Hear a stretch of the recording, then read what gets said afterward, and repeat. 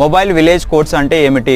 Mobile village courts అంటే high court కానీ supreme court కానీ అక్కడ ఏ విధంగా అయితే హీరింగ్స్ జరుగుతాయో, హీరింగ్స్ జరిగిన తర్వాత సమస్యలను ఏ విధంగా అయితే పరిష్కరిస్తారో అదే విధంగా గ్రామాల్లో కానీ ఒక 5-6 ఊర్లను కలుపుకొని ఇక్కడ హీరింగ్స్ కండక్ట్ చేసి ఎవరికైతే సమస్యలు ఉంటాయో అదే విధంగా ఇక్కడ సాల్వ్ చేస్తారు.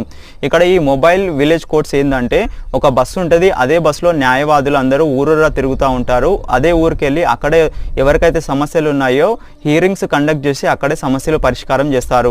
కాకపోతే ఇక్కడ ఏంటంటే ఇది ఇంకా అండర్ ఇంప్లిమెంటేషన్లోనే ఉంది, ఇంకా ఇంప్లిమెంట్ అవ్వలేదు.